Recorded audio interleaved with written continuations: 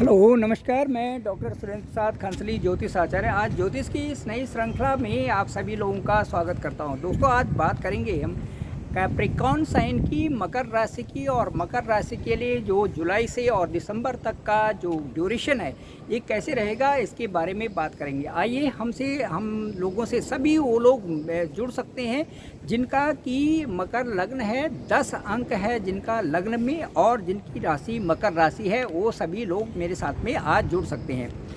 दोस्तों, आज मैं ये बताऊंगा कि मकर राशि के जो लॉर्ड हैं वो शनि है, और राहु और जो केतु का गोचर है वो ठीक जो है शनि को घेरे हुए है। एक तरफ से राहु हैं और एक तरफ से केतु हैं। ठीक बीच में शनि की स्थिति है। मकर राशि से ठीक दूसरे भाव में शनि का गोचर है और तीसरे भाव में राहु हैं। उसी तरह से 9th जो हाउस है, 9 जो घर है, वहाँ पर भी केतु हैं। अब केवल राहु और केतु के एक्सिस में ही शनि इस समय गोचर कर रहे हैं, और शनि जो है मकर राशि के स्वामी हैं, लॉर्ड हैं, ये आप जानते हैं। अब मैं ये बताऊंगा कि राहु जो महोदय हैं वो ये एक ऐसे गोचर इस तरह से गोचर कर रहे हैं, ऐसे नक्षत्र में होने जा रहे हैं जो कि शनि का ही नक्षत्र है। तो सबसे अच्छी बात तो ये है कि शनि के नक्षत्र में जो इस समय गोचर हो रहा है, अब वह नक्षत्र है उत्तरा भाद्रपद ये नक्षत्र है। अब वो जो शनि का नक्षत्र है वो बहुत ही शुभ फल देने वाला है मकर राशि वालों को। यह गोचर जो है ये 8 जुलाई से होने जा रहा है, और राहु और शनि एक ही जैसे परिणाम इसमें देते हैं। राहु और शनि को यदि हम देखें तो एक ही जैसे परिणाम, कई बार एक ही तरह के परिणाम दे देते हैं, क्योंकि इनके रिश्ते एक दूसरे से बहुत अच्छी तरह से जुड़े होते हैं, और ये बहुत अच्छी तरह से एक दूसरे को जानते भी हैं। बहुत अच्छी इन दोनों की अपने आपस में पड़ती भी है। परंतु जो ये दोनों जो ग्रह हैं ये मैलिफिक हैं, और यदि आपकी कुंडली में, किसी की कुंडली में शनि और राहु ठीक नहीं है तो ये उपद्रव मचाने के लिए भी बहुत कुछ कर लेते हैं। शनि और राहु की दशा में आदमी को वो यहाँ उठा पटक करके बहुत परेशानी में डाल देते हैं, मैं बताना चाहूँगा। परंतु अब यदि आप दूसरी तरफ देखें तो शनि एक सर्वोच्च न्यायाधीश के रूप में आपकी कुंडली में काम करते हैं, और राहु जो है इसके साथ में एक न्यायाधीश होते हैं। तो जो ये कुंडली के ये शनि और राहु की दशा है, ये किसी भी जातक को अपने मैच्योरिटी लेवल पे लाने के लिए बहुत सक्षम है। जैसे शनि की दशा में आदमी अपना सुधर जाता है और एक नया जीवन शुरू कर लेता है, ठीक इसी प्रकार से राहु की जो दशा होती है, ये यदि जातक जिंदगी में उसने गलत संगति की है या गलत रॉन्ग प्रैक्टिस से यदि उसने पैसा कमाया हुआ है, तो राहु की जब महादशा आएगी वो सारा का सारा पैसे वापस ले लेती, चाहे वो कोर्ट केस के जरिए हों, चाहे वो किसी और के जरिए हों, विवाद हों, झगड़े हों, फसाद हों, किसी और तरह का हो, वो सारा पैसा वापस लेकर के पूरी तरह से उसे वही कंगाल बना देते हैं। राहु की दशा ऐसी होती है। शनि की दशा भी ठीक इसी तरह से परिणाम करती है। यदि सही संगति नहीं है, सही दशा नहीं है, सही तरफ नहीं है, तो सही तरफ लाने के लिए जातक को बहुत ज़्यादा यहाँ तक कि उसे रुला देते हैं, ऐसी दशा आ जाती है शनि की अवस्था में।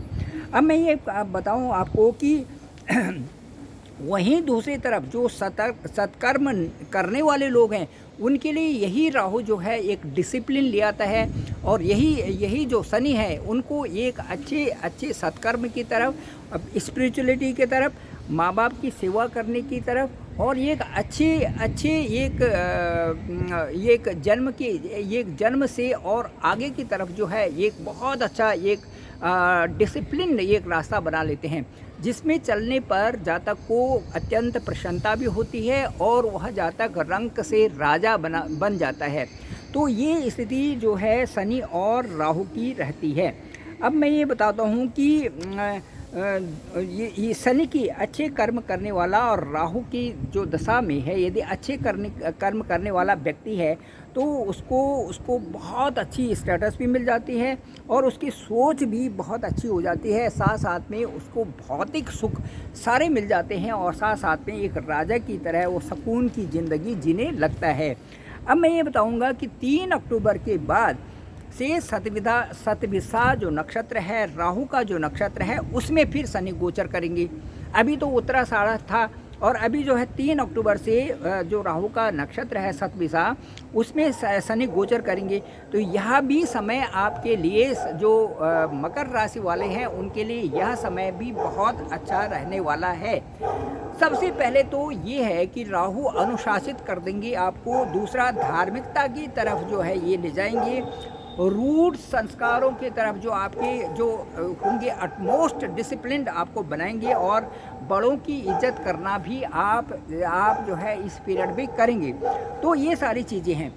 यदि आपका जो कुंडली में शनि जो है किसी भी तरह से मैलेफिक है, किसी भी तरह से उस पर नीच का है, या शनि ठीक नहीं है यदि कुंडली में, तो इस अवस्था में आपको आलस्य आना, खाने पीने में आप तामसी भोजन करना, कई प्रकार से सिस्टम ठीक ना होना, रात को टाइम से नहीं सोना, बाल अच्छे नहीं बनना, पैंट फटे हुए रहना, जूतों की हालत दूसरी रहना, इस तरह से स्थिति शनि की यदि कमज़ोर है कुंडली में, तो शनि की दशा में यह जैसे इसे इस समय राहु और केतु के एक्सिस में शनि काम कर रहे हैं और आपके ठीक दूसरे भाव में हैं मार्केस स्थान में, तो मार्केस में रहते हुए बड़ी वैसी स्थिति आ जाती है जो कि कल्पना नहीं कर सकती। इसलिए मैं आप लोगों को सबसे अच्छी राय देना चाहता हूं कि इस अवस्था में जो ये अक्टूबर तक का पीरियड है, जो ये पूरा जुलाई से और दिसंबर का पीरियड है, इसमें आप सभी मकर राशि वाले डिसिप्लिन रहें। दूसरा, अच्छा खाना खाएं, अच्छा सैर सपाटा करें, अच्छा मेडिटेशन करें, किसी को गाली गलौज न करें, और जो है आधी रात तक न उठे रहें, डिसिप्लिन से रात में सोएं और डिसिप्लिन से सुबह उठें, और शराब और गुटखा इन चीज़ों का बिल्कुल भी ये समय आपको सेवन नहीं करना है।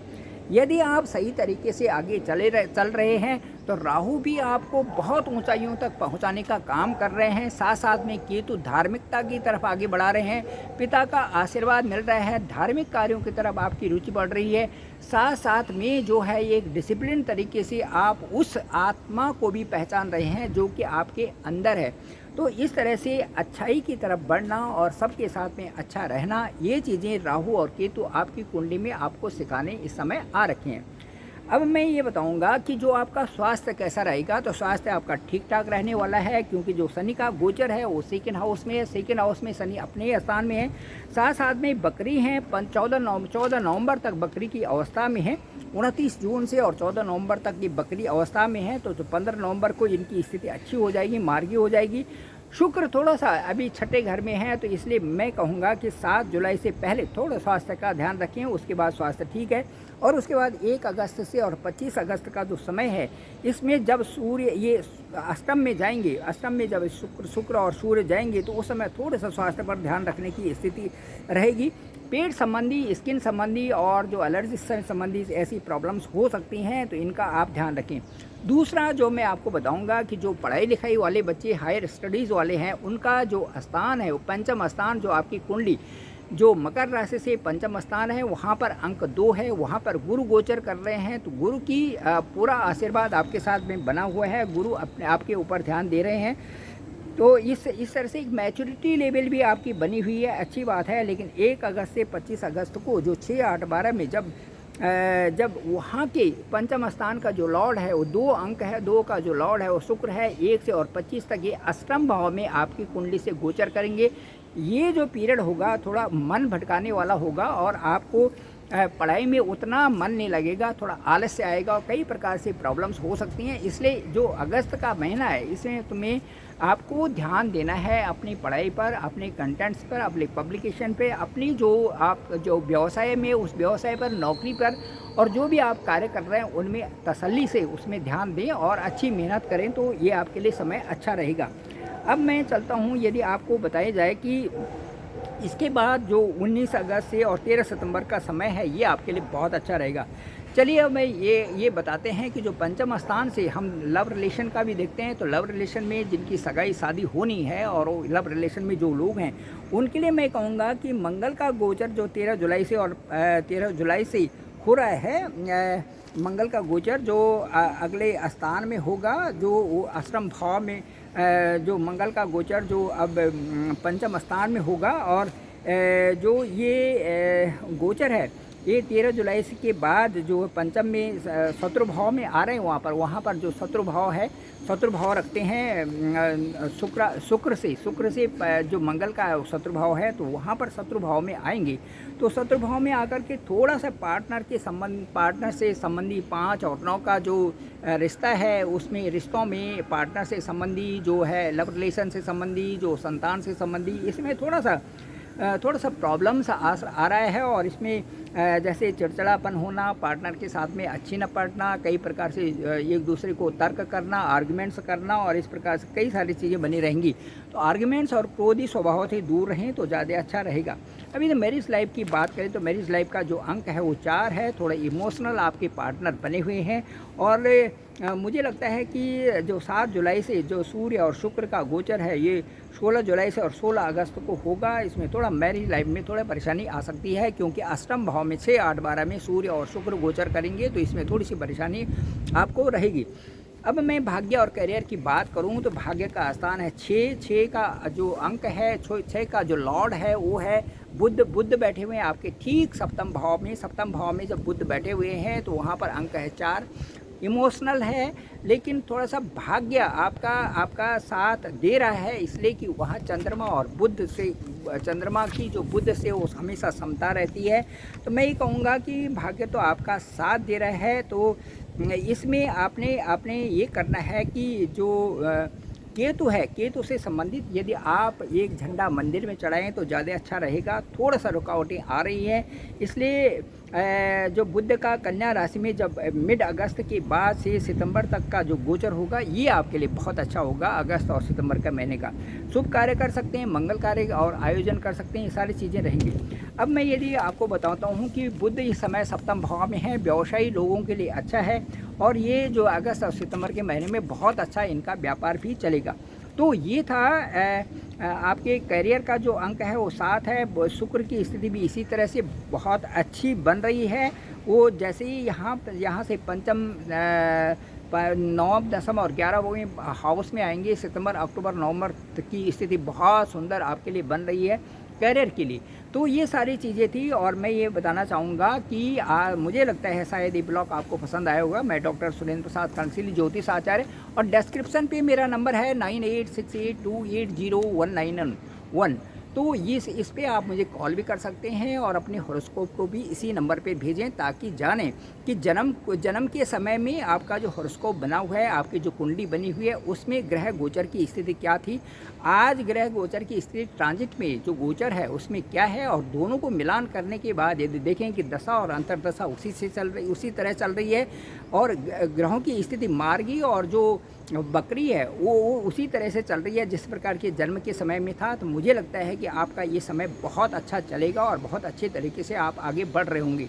डिसिप्लिन रहिए, अच्छा खाना खाइए, योगा करिए, और प्रभु का नाम लीजिए, अपने इष्ट का नाम लीजिए। इससे बढ़कर और कुछ भी नहीं है। तो दोस्तों, मुझे लगता है ये ब्लॉग आपको पसंद आया होगा। ज़रूर इसे लाइक करें, शेयर करें, सब्सक्राइब करें, और दूसरे लोगों तक लिंक ज़रूर भेजें, ताकि ज़्यादा से ज़्यादा लोगों को इसकी जानकारी मिल सके और सभी इससे लाभान्वित हों। मेरा डिस्क्रिप्शन पे नंबर है 9868280191। आप मुझे कॉल भी कर सकते हैं, अपने हॉरोस्कोप को भेज सकते हैं। Thank you very much. आप सभी लोगों का धन्यवाद, आप सभी लोगों का आभार।